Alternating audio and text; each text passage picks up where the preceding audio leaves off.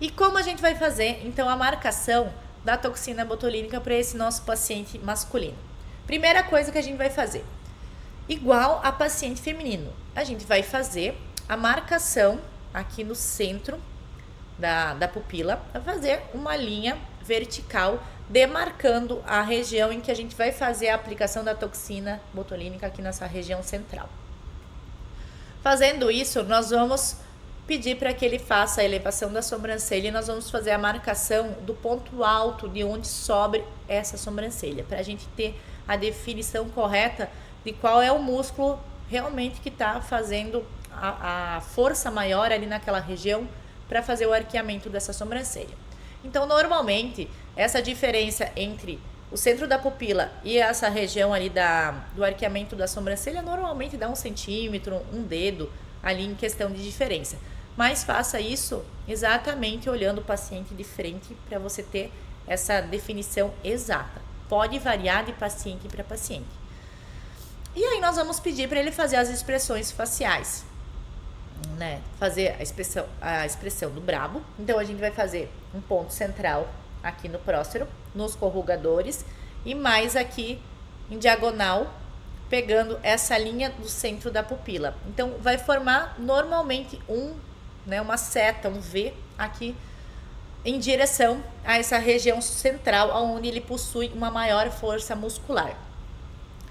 Aí, quando nós formos fazer a marcação dessa região para fazer o relaxamento dessa sobrancelha, nós precisamos fazer a marcação da nossa região de segurança, né?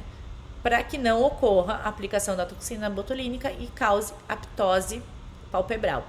Então, com essa linha que a gente fez ali do centro da pupila, nós vamos marcar um dedo acima dessa sobrancelha, ou 1 centímetro, e vamos traçar uma linha horizontal. Ali eu marquei com os X, indicando que essa é a região onde nós não queremos fazer a aplicação da toxina botulínica, para não correr o risco de causar uma ptose palpebral ou de um peso maior aqui nessa região da sobrancelha, em que ele não consiga abrir a sobrancelha, esteja com o olhar cansado, sempre, né, com aquela região mais caída. Isso a gente não deseja.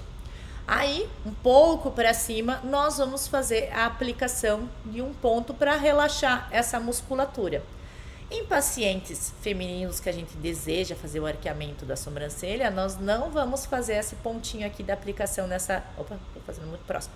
Nessa região. Nós vamos fazer, às vezes, mais lá em cima.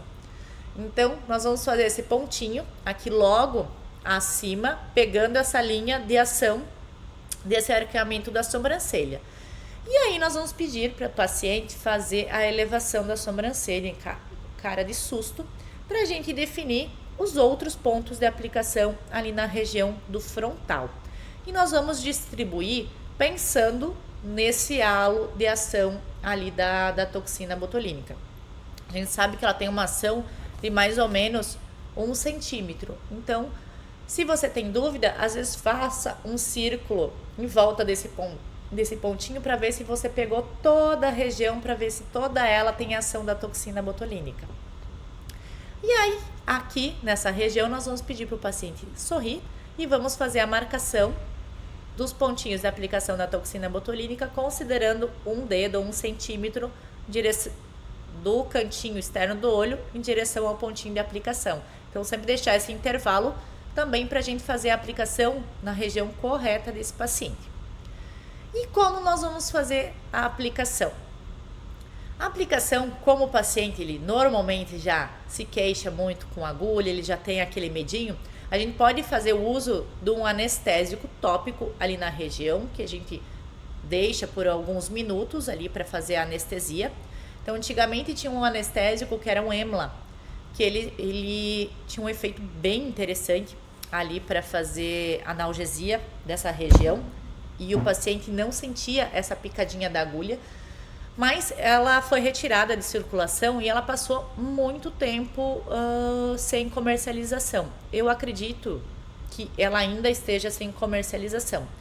E aí, uma outra medicação que a gente pode estar utilizando, um anestésico, é a medicaína, que também é um anestésico tópico que tem um efeito bem legal ali para a gente fazer uso ali na região.